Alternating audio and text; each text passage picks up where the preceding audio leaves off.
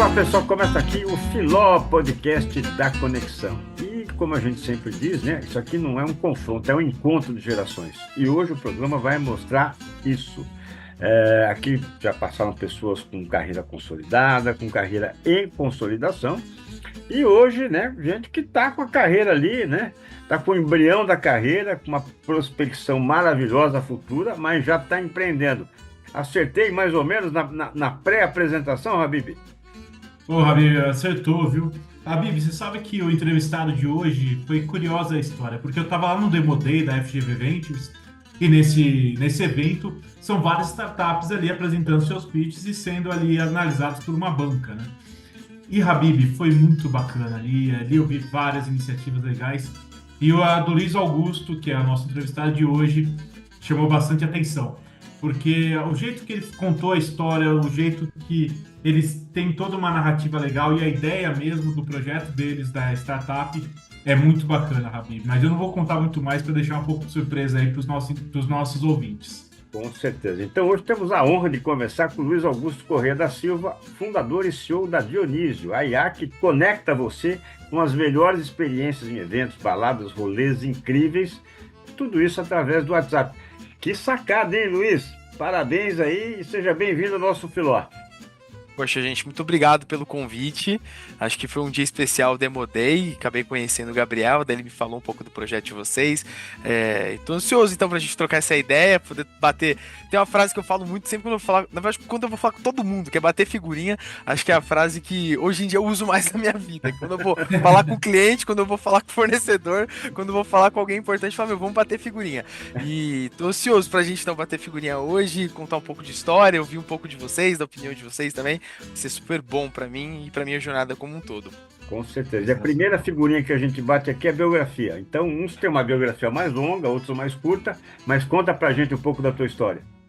Legal, acho que assim, eu sempre começo falando que eu não conheço nenhuma geração da minha família que não é de empreendedores, então, desde que eu me conheço por gente, eu sei que todo mundo todas as minhas gerações da minha família são empreendedores, seja o meu bisavô que era vendedor de rua, o meu avô que tinha uma mecânica lá na Zona Leste, o meu pai que tem uma empresa de eventos corporativos, então assim, acho que empreendedorismo tá no meu sangue.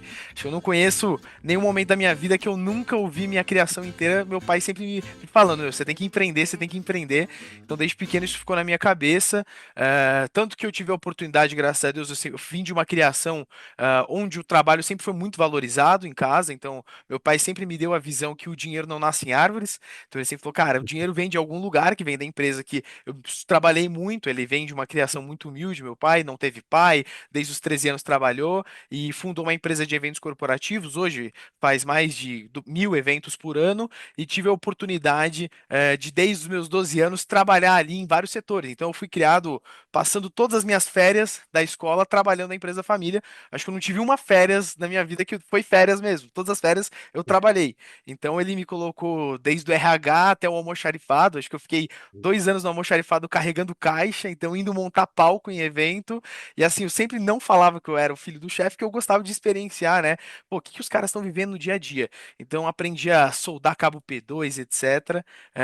E chegou o momento da faculdade, prestei FGV, não passei de primeira, fui pro cursinho, passei em quarto lugar, ganhei uma bolsa de mérito e dentro da GV fui para a Liga de Empreendedorismo, onde tive a oportunidade de ter o primeiro contato com agora sou eu quem tá com a bola, então eu que tenho que fazer o negócio acontecer.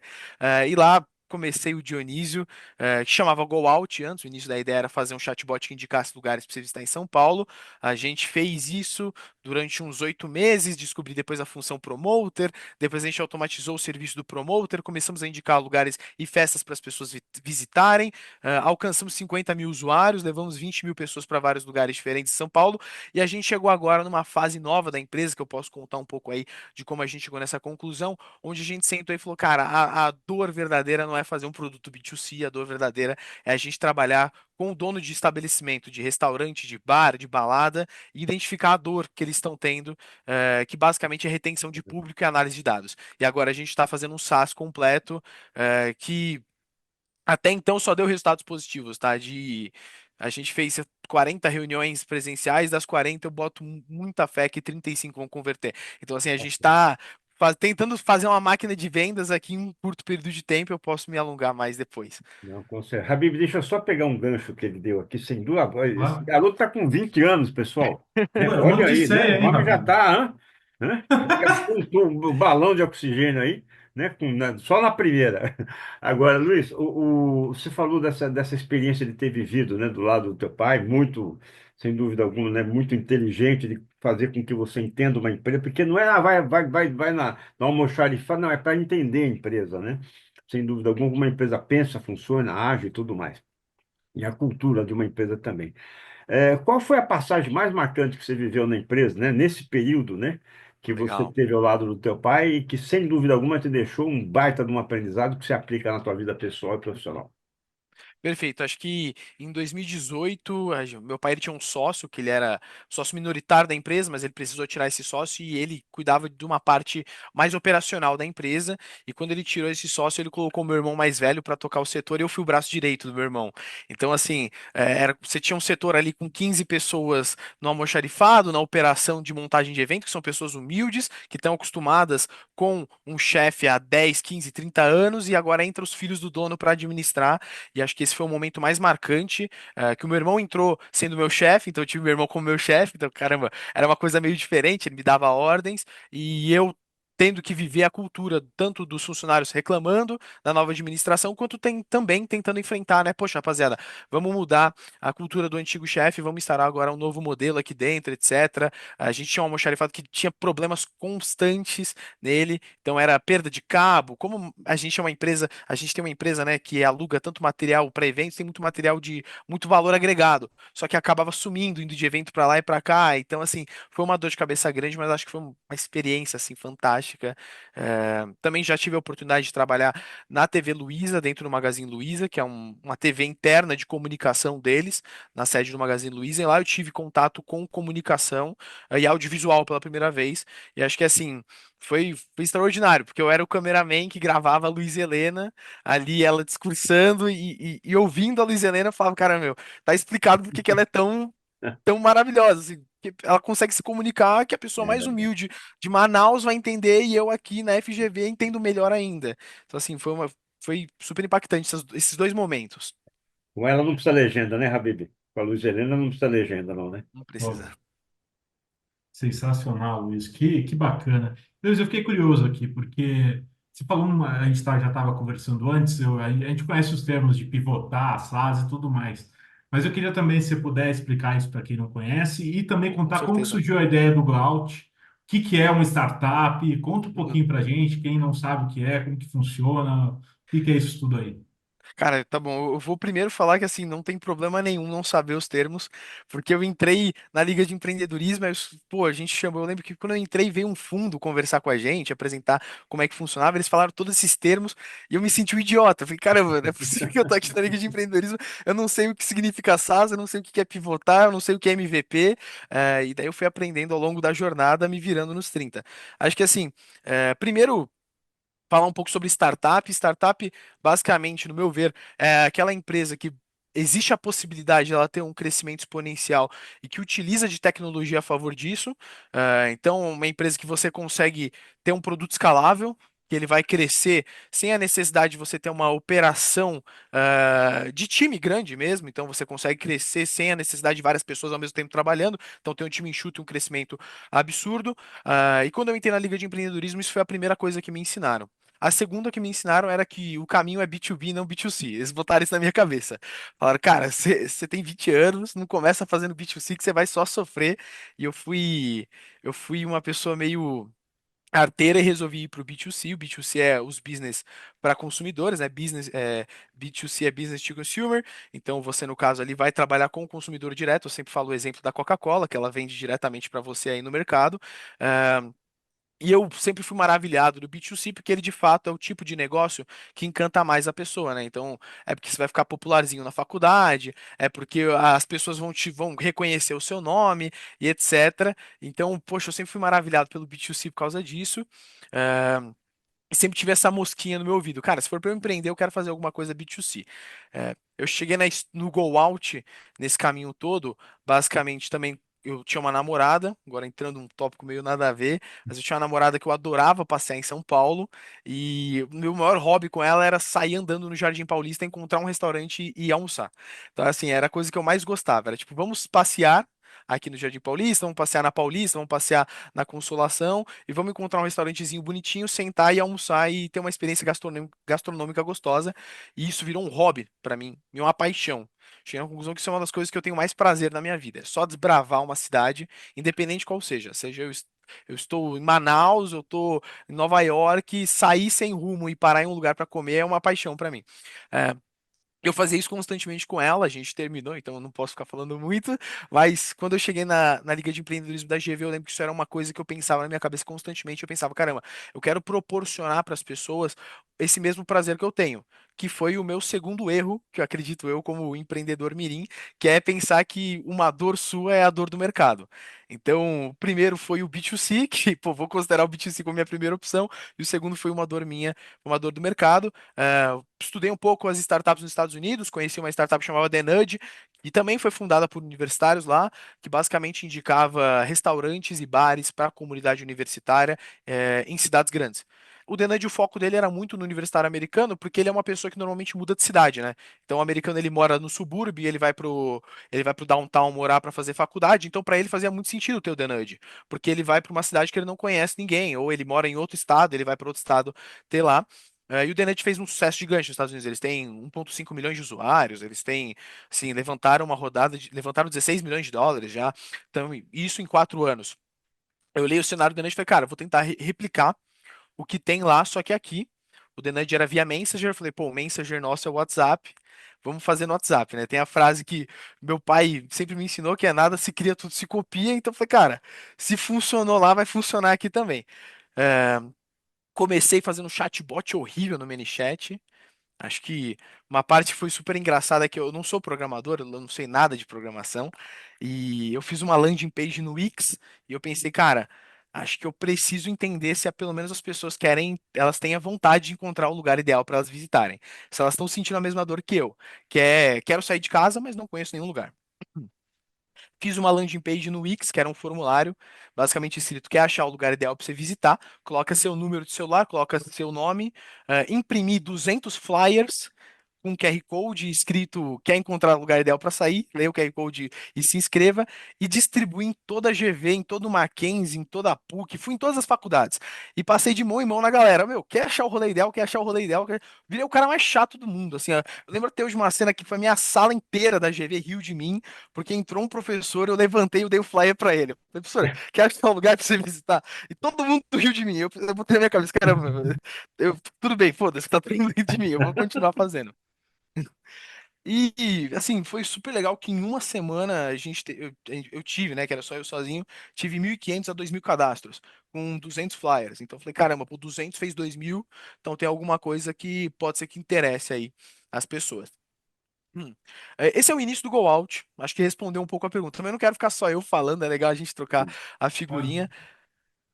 Isso foi o início do Go Out, que depois eu encontrei algumas plataformas de chatbot. Tinha um amigo meu que ele fazia ciência da computação no Mackenzie e eu convidei ele para participar comigo do projeto. Acho que foi uma coisa meio terceiro erro meu, tá? Chamei alguém sem falar de equity, sem falar de virar sócio, sem falar de nada, só chamei por chamar e acho que foi um pouco antiético da minha parte. Hoje eu olho pro passado e falo, cara, caramba, eu poderia ter feito melhor isso. Chamei um amigo meu, falei, cara, vem aqui trabalhar comigo, vamos, é um projetinho que eu tô fazendo, se der certo, deu certo, a gente ganha, se não der, a gente aprendeu pelo menos.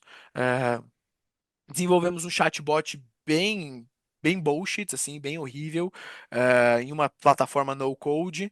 E nesse chatbot a gente colocou o que que você quer fazer hoje? Aí tinha a seleção restaurante, bar e passeio cultural.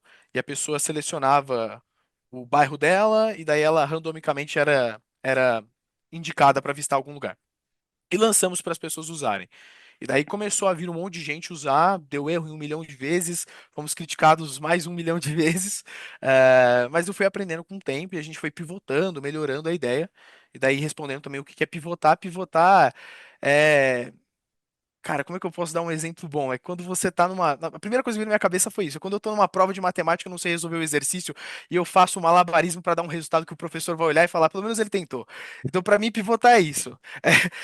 Eu olhar que tá dando errado, mas eu falo, mano, que sabe, eu vou tentar fazer isso aqui dar certo, pro professor olhar e falar, pelo menos eu tentei. E acho que foi isso. A gente vai pivotando e uma hora você vê que você chega na solução. Agora, Luiz, pelo que a gente está percebendo aqui, né, a tua ideia, né, brilhante é principalmente porque as pessoas desconhecem o espaço urbano no qual vivem, né?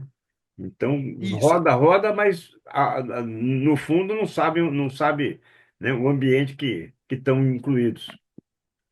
Acho que isso foi o primeiro estágio da empresa, que é o que eu mais falo, porque foi o que a gente mais viveu. A gente ficou durante um ano fazendo um chatbot, vendo se tinha demanda. Um ano não, vai, exagerei um ano, 6 meses, basicamente fazendo isso. A gente conseguiu adquirir uma quantidade relativa de usuários, até que um dia eu tinha umas mensagens, templates que eu ficava disparando em grupos do WhatsApp, convidando as pessoas para usarem o nosso chatbot. Um dia uma menina me chamou no privado e falou: Oi, eu sou promoter de uma balada, e se eu levo pessoa nessa balada, eles me pagam R$ 10. E eu levo essas pessoas de graça. Aí eu falei, caramba, pô, a menina tá levando pessoas de graça na balada e tá ganhando dinheiro com isso. Pô, ela tá dando um benefício pra ganhar dinheiro. Fui falar com essa balada, eles falaram, olha, bota a balada X aí no seu chatbot e oferece para as pessoas para elas entrarem de graça, vindo pelo seu chatbot. E quando elas virem, você vai ganhar R$ 10 por pessoa. Aí no primeiro mês eu soltei, a gente fez uns R$ 1.200. A gente levou tipo 120 pessoas pra lá. Eu falei, cara, pô, fiz dinheiro, fiquei muito feliz, fiz dinheiro, R$ 1.200, era nada. Eu, pô, tô rico, caramba, deu certo. Daí a gente começou a ir em balada por balada, falando, meu, vamos colocar aqui no nosso chatbot, a gente está automatizando o Cornojob de ser promoter.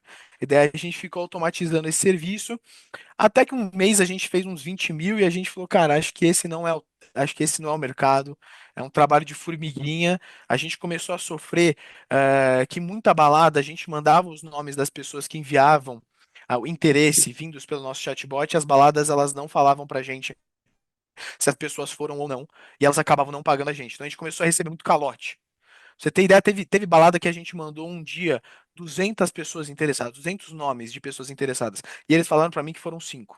Falei, cara, só 2% das pessoas que mostraram interesse converteram, não é possível. Teve dia, e isso me deixou muito bravo. Teve dia que eu coloquei o meu nome, eu fui e não me pagaram.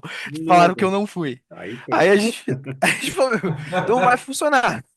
Simplesmente não vai funcionar. Eu tô dependendo das baladas terem um software deles interno e da boa vontade do dono da balada. Isso não vai funcionar. E é por isso que um monte de gente já teve a ideia mais manjada que era o Go Out, que é vou fazer a rede social do rolê. Todo mundo já pensou nisso em algum momento. Quando você é universitário, se você viveu na minha geração que tem tecnologia, você pensou nisso em algum momento. E é por isso que deu errado. Então, essa foi a lição que eu aprendi nessa jornada. Eu falei, cara, não, o meu sonho ele não vai dar certo. E eu preciso entender o que que vai fazer ele dar certo. Hum. Nesse meio tempo, isso é uma história legal até para contar. Eu encontrei o meu sócio, que é o Matheus hoje. O Matheus ele faz engenharia aeroespacial no ITA, e ele é uma pessoa extremamente intelectualizada. Encontrei ele no meio dessa jornada, eu convidei ele para participar da empresa, tirei outros dois sócios meus, então tive que enfrentar aquele desafio que acredito que todo empreendedor uma hora tem que passar, que é tirar sócio. Então tive que sentar com dois sócios que eram meus amigos e falar, cara, você não funciona aqui dentro, você vai ter que sair. E o Matheus virou eu e ele os braços da empresa, né? E a gente sentou junto e falou, cara, tô achando que o Dionísio, aí antes chamava Go Out, ele não vai perdurar sendo isso que a gente sempre falou para todo mundo, ser um chatbot que vai indicar para as pessoas irem para as baladas ou comprarem ingressos. Um, porque o mercado ou está muito monopolizado por um promotor ou outro. Dois, porque o nosso teto é muito baixo. E eu faço GV, você faz ITA, a gente não é moleque para empresa de 1 milhão por ano, a gente é moleque para empresa de 100 milhões por ano. Então, a gente fez foi o ponto que a gente bateu, a gente falou, cara, vamos entrar num desafio de verdade. Corremos atrás de levantar uma rodada de investimentos, conseguimos levantar uma rodada de investimentos, e a gente foi conversar com restaurantes, bares, baladas e descobriu que a verdadeira dor deles, isso acontece muito em São Paulo, é que os donos, eles normalmente são pessoas que se viram nos 30 para fazer a empresa sobreviver. O que que significa o se virar nos 30? Eles não usam de análise estatística nenhuma para tomadas de decisões. Então, quando você está na GV, o Gabriel fez, você está no segundo semestre, a primeira coisa que você vê em estatística um é a amostra intervalo de confiança. Então você vê lá o confidence interval e você aprende no intervalo de confiança que você só precisa ter de 500 pessoas 50 respostas para saber o que está certo ou errado. O dono do estabelecimento ele nunca olha isso. Então ele é um cara que toma muito risco sem dados do lado dele. E a gente falou, meu, isso aqui está totalmente errado. Que sistema de RP eles estão usando? Aí a gente foi conversar com os caras e falou: o que você está usando de RP? Aí eles falaram: eu estou usando o sistema X, Y, Z. E a gente perguntava: meu, você usa análise estatística do sistema? Não, não uso. Por quê? Ah, porque é muito complicado colocar o estoque dentro do sistema e ele não me gera meu CMV. Aí eu, cara, como assim? Você tem a sua balada, você tem o seu restaurante e você não usa o estoque para analisar dados. Eles não usam, isso é a maior parte dos donos. E a gente falou: meu, acho que o segredo é na gente investir em tecnologia de data analysis para os estabelecimentos.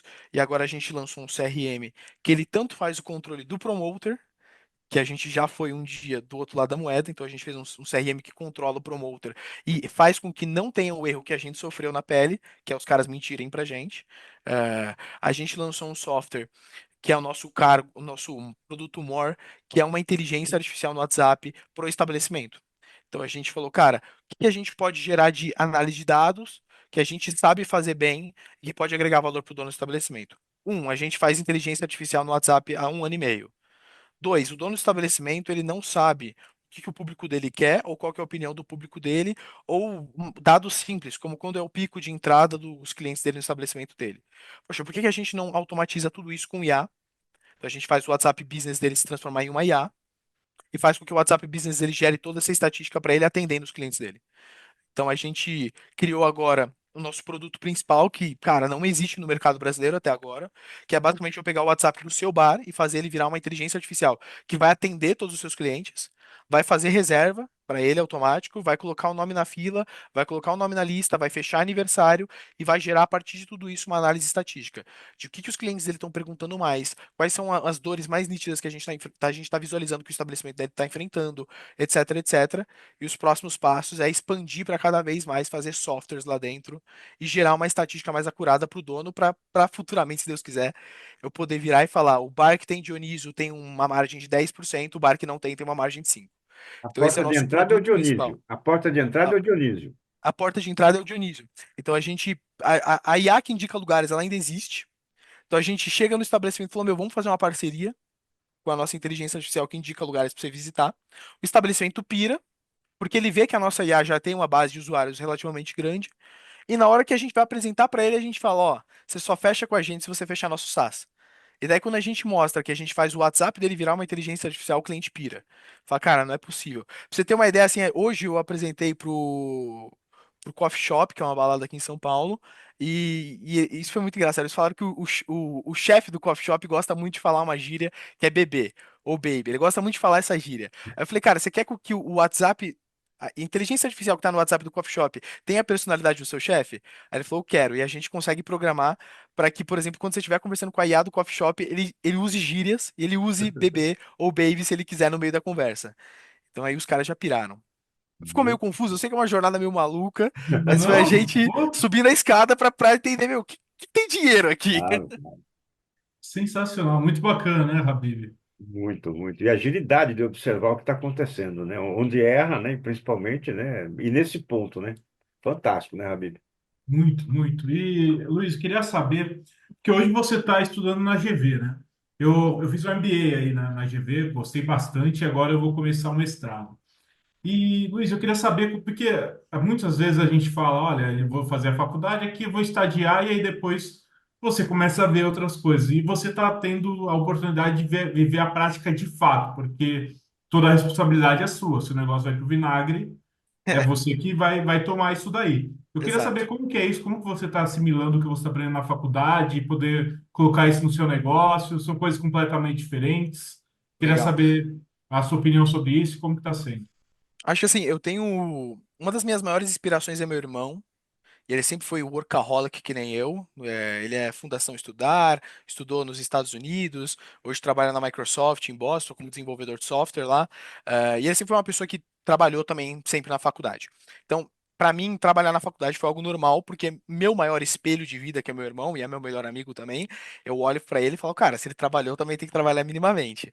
É ruim porque ele ganha em dólar. Eu falo que, meu, eu tenho que estar ganhando o mesmo que ele quando eu tiver 23 anos, mas se fudeu, porque ganhar em dólar hoje tá muito difícil. Mas eu boto isso como meta pra mim. Eu entrei na faculdade, graças a Deus, com um pensamento que acredito eu que é muito positivo, que é, poxa, eu tô na FGV, que é a melhor faculdade, no meu ver, de administração de empresas da América Latina. Graças a Deus eu tive a oportunidade de estudar num Dante, que é um colégio excelente, nunca passei fome, nunca passei perrengue financeiramente na minha vida. Assim, se não sou eu para empreender, quem que vai ser no Brasil? Assim, para mim é até um papel meio social.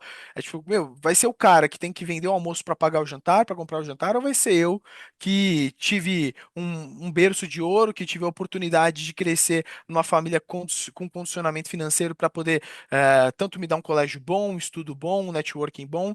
Então eu tenho que me aproveitar disso. Eu nunca vi o fator de crescer numa família que te acolheu como algo negativo. Eu vi como, pô, é uma oportunidade que você tem que abraçar. Se ela tá ali, se a vida te deu isso, cara, você não pode ser a pessoa ignorante que vai fazer a faculdade só pensando em jogar futebol, nada contra quem joga futebol, e pensar no estágio em Sensacional, trabalhar no parabéns. último ano. Sensacional isso. Parabéns, Júlio. Sensacional o que você está falando. Acho que esse foi o meu primeiro pensamento, assim. Por isso que no primeiro semestre eu fui para a Liga de Empreendedorismo. E isso me incomodou muito, porque no cursinho, quando eu fiz o vestibular para as faculdades, eu passei na USP, passei na Unifesp em terceiro lugar, passei na Unesp em engenharia, e eu tive uma crise de ansiedade bem forte na GV, que era o meu sonho. E eu fui pro cursinho e eu falei, cara, eu vou me matar de estudar aqui, velho. Pelo menos eu tenho que passar bem isso aqui. Graças a Deus deu para passar em quarto, etc. Só que eu sempre vou ter que, meu, assim, pelo menos eu tenho que estar entregando o que Deus me deu de oportunidade. Então, se eu tenho a oportunidade de, cara, poder botar um dinheiro que era da minha mesada na minha empresa e depois ficar testando várias vezes até ver que algo rodasse e ter um produto que eu conseguisse apresentar para o investidor, eu vou fazer isso. E acho que foi isso que eu consegui. E hoje, confesso que assim, para equilibrar os dois, eu sou meio ruim, não vou mentir, já fui um aluno melhor, sou um aluno que, que tenta tirar na média normalmente, mas acho que tem a GV ela tem um ecossistema do FGV Ventures e da Liga de Empreendedorismo que foi muito acolhedor. Então, do mesmo lado que você tem muitas aulas quadradas para você mercado financeiro, que lá é uma faculdade que traz uma mão de obra extremamente qualificada para o mercado financeiro, você tem um ecossistema empreendedor que ele te acolhe. E ele fala, cara, eu sei que você não é do mercado financeiro, eu sei que você não quer isso, eu sei que você também é difícil para caramba empreender, vem aqui que a gente vai te abraçar. E acho que o primeiro que fez isso comigo foi a Liga de Empreendedorismo, que são os meus melhores amigos de longe da minha vida ali, e depois a FGV Ventures, que foi algo mais ah, pedagógico, da própria GV, uma instituição não formada por alunos, formada por professores, etc. Muito bom. Luiz, seria importante você falar um pouco mais, né, como funciona essa liga de empreendedorismo, né, da GV que você tá, que você é membro, mas também buscar um outro ponto, né, da tua vida educacional, que foi, pelo que eu vi, uma experiência que você teve do high school norte-americano, né?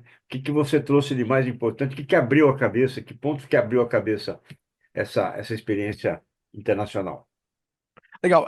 Eu não cheguei a estudar internacionalmente. No Dante eu fiz o programa de high school, que é o colegial americano no Brasil. Ah, Então perfeito. eu tive professores americanos. Eu fazia de manhã a aula do Brasil, currículo nacional brasileiro, e à tarde eu fazia o currículo americano. Então eu sou formado nos dois, no high school brasileiro, no high school americano, pela Mizzou University. Acho que o high school, assim, foi um estudo muito bom porque ele me dava aulas de faculdade quando eu estava na escola.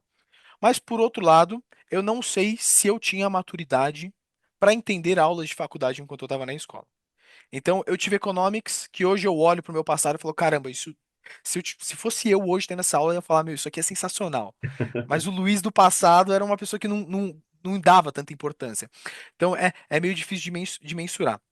E agora sobre a Liga de Empreendedorismo, foi assim, é um ecossistema extraordinário. A Liga ela nasceu, ela foi feita por alunos da FGV há 10 anos atrás, então ano passado ela fez 10 anos, e ela foi feita para fomentar o empreendedorismo universitário. Quando você entra na Liga de Empreendedorismo, você passa por um processo trainee lá dentro, que se chama PIC, que é uma sigla para Processo Intensivo de Criação, onde durante 4 a 6 meses, um semestre basicamente, os membros da liga eles vão pegar na sua mão e vão falar, cara, você quer empreender? Então vamos te ajudar a empreender. E aí a gente passa por quatro ou cinco etapas. A primeira é estudo de mercado, depois é mapeamento de persona, dor dessa persona, MVP e pitch. Então a gente passa por cinco checkpoints, onde cada checkpoint eu tenho um intervalo de 3 semanas para entregar algo de verdade. Então, assim, é algo eu comigo mesmo. Então, quando eu fiz os meus flyers que eu entreguei na mão da galera nas faculdades, foi quando eu estava fazendo meu MVP, que era na etapa da Liga de Empreendedorismo, que eu tenho certeza que eu não teria começado nada se não fosse o empurrão da comunidade ali dentro da Liga de Empreendedorismo, da molecada da faculdade, falando, cara, empreende, empreende, empreende. E é uma cultura muito forte deles, porque a gente tem alguns ex-membros que são cases de sucesso. Então tem o Alex da Work, que é uma empresa que captou aí com o SoftBank, se não me engano, eles levantaram mais de 30 milhões. Tem um menino aí que é o Pedro Guelca, que ele já passou por um exit e ele ainda está na FGV, então o cara fundou a faculdade, captou e passou por um exit dentro da FGV, ele era da Liga de Empreendedorismo. Tem a Moveu Móveis, que acabou de captar 3 milhões com o Anjos do Brasil, que também está meio famosa aí no mundo de startups. Então, assim, é um ecossistema de ex-membros super bem qualificados que inspiram a gente pra gente querer empreender e fazer o mesmo. Eu acho que essa galera foi uma inspiração, assim, fodida pra mim. Foi tipo, meu, quero ser esses caras quando eu crescer. Só que o bom é que eles têm 23 e eu tinha 20, então crescer não era tão distante. Era só uns 3 aninhos. Que espetacular, hein? Sensacional. Puxa vida. E, Luiz, eu queria saber, você falou da FGV Ventures, que é uma aceleradora. Eu queria saber como que foi isso e o que que é uma aceleradora, para quem não conhece. Legal. Deixa eu só tomar um golinho aqui, que eu falo muito, tá, gente? Desculpa. Por favor. Tá muito legal. Olha, se eu errar também, confesso, rapaziada, que até eu tô aprendendo nessa jornada, tá? Então, às vezes me perguntam, meu, incubador, acelerador, até eu confundo os termos. Mas basicamente o que deu uma aceleradora é um grupo, é como se fosse uma organização que ela vai unir vários empreendedores numa fase semelhante de empresas. E ela vai, a partir de checkpoints, ou reuniões mensais, ou reuniões semanais, tentar capacitar com que as empresas saiam do estágio X para o estágio X, 1.5x, em um período curto. Então, de 6 meses, de 3 meses, varia muito da incubação que você está passando. Por exemplo, a gente está prestando agora o Fellowship do Latitude, que se Deus quiser, tudo dá certo. Mas a gente está prestando o Fellowship do Latitude, que a incubação deles é de 8 semanas, enquanto a incubação da FGV Ventures é de um semestre. Eles vão te apresentar a vários possíveis investidores, a pessoas influentes do mercado, onde você vai poder trazer as dores que você está sofrendo na sua empresa e apresentar para eles, poxa, eu estou sofrendo com isso, estou sofrendo com aquilo. Eu acho que a FGV Ventures, ela entrou num momento que hoje, na minha vida, que hoje eu olho e eu não sei dizer exatamente se foi um momento que eu poderia aproveitar mais eles, porque foi exatamente pós-captação. Então é como se eu entrei na FGV Ventures, no mês que eu entrei, caiu o dinheiro da captação. Então foi um momento muito maluco, porque assim, isso pouco se fala, mas a minha visão hoje de empreendedor é o quê? Você vai fazer no Brasil não existe captação sem a sua empresa gerar receita ou lucro, mesmo que seja mínimo. Então você tem que apresentar uma receita para os caras. Tipo, a gente fez 100 mil no primeiro ano e dos 100 mil, 70 foi lucro, basicamente. A gente falou, cara, a gente fez uma grana legal, assim, não gastei quase nada. Daí eles falam, pô, tá fazendo sentido investir nessa empresa. A captação, depois da captação, vem uma turbulência gigante, que basicamente você tem que sentar e falar, meu, o que que eu vou fazer aqui para otimizar a produtividade da empresa, para eu conseguir testar vários MVPs e entender se meu produto que eu estou sonhando, que agora com dinheiro ele vai dar certo daqui a 3 meses, e se der errado eu tenho que pivotar. Acho que o ponto principal da captação hoje, no meu ver, é velocidade. Eu tenho que testar o MVP e validar a tese. Tanto que a gente entregou os primeiros MVPs da inteligência artificial em um mês e viu que a tese era validada. Então a gente falou, cara, agora que está validado, vamos melhorar e ampliar nossa cartela de clientes. Então foi um momento bem turbulento da minha vida, que eu faltei em muitos dos momentos de incubação, porque eram momentos que eu estava contratando pessoas, e daí você vai contratar um cara e o cara olha para você que você tem 20 anos, ele fala, meu, não vou trabalhar para alguém que tem 20 anos. Mas você tenta vender o sonho, você tenta vender quem é você. A gente, nesse tempo aí, passou por várias pivotagens, tirei sócio, entrou sócio, organizei contratos societários, deixei tudo fininho na minha empresa. E não sei se eu pude aproveitar ao máximo que eu poderia, mas assim, me ajudou muito. E com certeza me tirou muitos conhecimentos e no final eu pude sentar e me dar um auto-feedback muito forte. Muito bom. Olha, parabéns, Luiz, porque a palavra que você falou agora, conhecimento, já deu para ver que tá sobrando em você, tá jorrando aí, né? E você ainda está Graças a sedento Deus. buscando mais. Parabéns, Ah, esse é o sempre. caminho. E a gente queria que você deixasse uma mensagem final, né? Entre tanta coisa bacana que você contou aí, né? Principalmente essa tensão que você teve com o negócio, né? Errou, entendeu, né? Assumiu aquele erro, redirecionou o caminho. Então, parabéns, que eu acho que esse realmente é o caminho daquilo que se chama de sucesso, né? Simploriamente no negócio. Olha, acho que tem uma frase que o meu pai me ensinou, que ele falou que quando ele trabalhou com o Jorge Paulo Lema falava para ele, que é cavalo bom ou jockey bom. Então acho que essa é a frase da minha vida hoje. Não sei se já ouviram ela, mas sempre quando você está fazendo alguma coisa na sua vida, você tem que pensar, meu, cavalo é bom ou jockey é bom. O que que isso significa? Se o cavalo é bom é porque a empresa é muito boa. E às vezes a empresa ela cresce porque a ideia é tão foda que independente do administrador ela vai crescer. Ou o jockey é bom. O cara que está administrando ele é muito bom e ele está fazendo essa empresa que talvez não era a melhor ser a melhor de todas. Então, acho que o meu pai sempre me ensinou, cara, você tem que sentar e pensar, o seu cavalo é bom e o seu jockey é bom? Então, acho que esse é o maior conhecimento que eu tenho e eu levo pra tudo na minha vida. Então, pô, tô empreendendo agora, testei o primeiro MVP, eu falo, meu, o cavalo é bom ou o jockey é bom? Ou os dois. O que que tá dando, o que que tá funcionando aqui? Acho que esse é a filosofia que eu tô levando mais no meu dia a dia.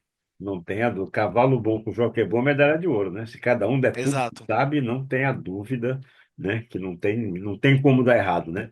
Olha, Luiz, use e abuse o nosso filô aqui, porque aqui realmente, né? Tem coisa boa para contar, é só chegar, tá? Então a Cara, casa é legal. sua aqui. Bom, uma lição que eu refleti bastante nesse intervalo de tempo pós-captação, eu acho que é um conhecimento também muito legal até para bater, é que, meu, a velocidade é a coisa mais importante, acho que numa startup, de longe, assim, é a coisa que vai deixar mais claro se você vai ter tempo de sobrevivência, porque eu convivi, cheguei a conviver aí com outras startups que vieram a morrer no meio do tempo que eu nasci, então eu nasci, passei por outras. Conheci amigos e colegas que captaram dinheiro também, passaram por dificuldades muito mais fortes que as minhas e vieram, infelizmente, a falir, e passar por uma tristeza, né? Querendo ou não, você fica muito triste quando seu projeto dá errado. Eu aprendi que, assim, cara, a velocidade é a coisa mais importante. Então, você precisa ter um roadmap muito bem feito, que é basicamente você sentar e falar, tá, eu tenho X de dinheiro, eu vou gastar agora no início, eu vou vender o sonho, vou gastar quase nada em salário para todo mundo e vender o sonho para geral e fazer com que as pessoas acreditem que isso vai dar certo. E vou gastar nem 10% do X nos primeiros 4, 5 meses. E vou fazer esses 4, 5 meses ser o maior laboratório da minha empresa, onde eu vou testar várias coisas, eu vou queimar um caixa baixíssimo dependendo muito da tese de vai dar certo daqui a 6 meses, e se não der, eu tenho um caixa sobre muito grande ainda para poder testar várias vezes. Acho que isso é uma das lições que eu levei, que tá funcionando super agora pra gente, que é, cara, vai testar um novo MVP, diminui custo pra caramba, gasta quase nada com esse MVP, deixa a caixa sobrando, porque se der errado, você pode ficar pivotando várias vezes. E essa foi a lição que a gente teve para inteligência artificial atendente, que demandou tempo pra gente desenvolver ela. Só que nesse tempo a gente não gastou muito dinheiro, porque a gente segurou muito caixa. Então acaba que eu estou entregando um produto que, se tudo der certo, eu vou conseguir gerar de receita o que eu captei de dinheiro em 8 meses. Então, gerar de receita o que eu captei para mostrar para os investidores, cara, vocês não estão num lugar ruim. Vocês estão num barco que tá voando, se Deus quiser. Sensacional, Habib. Muito bacana isso. Luiz, sensacional a sua história. Muito obrigado por ter aí estado com a gente aqui, contado sua história para a gente. Papo muito bom, né, Habib? O que que você acha? Certeza, espetacular. E realmente, olha, talento não tem idade, né? Não tem época, com certeza. Parabéns, Luiz. Porque além de talento, você está usando isso tudo em teu benefício, né? E está gerando riqueza, né? Já deu para ver, gerando riqueza, alegria, satisfação, que é isso, né? Você tem que realmente levar isso para as pessoas, senão o teu negócio não anda, né? Tanto para o cliente, B2B, B2C, não importa, né? Tem que estar todo mundo feliz. Então, parabéns, realmente, o caminho é esse aí. Ficamos muito felizes de ter você aqui no Filó e, com certeza, como falei, né? Daqui a pouco a gente volta para contar não só do Dionísio, mas dos Dionísios aí que você vai fazer na carreira. Parabéns, Luiz. Obrigado, viu? Obrigado, É gente. isso Boa aí, noite para pessoal. vocês. Você também A gente aí. vai ficando por aqui. Não deixe de nos seguir nas redes sociais, compartilhe o episódio com seus amigos, com o pessoal. E avalie a gente lá no YouTube e no Spotify. E siga a gente lá no @Filol Podcast. E é isso aí. Filol Podcast da Conexão. Até o próximo episódio. Tchau, pessoal. Valeu.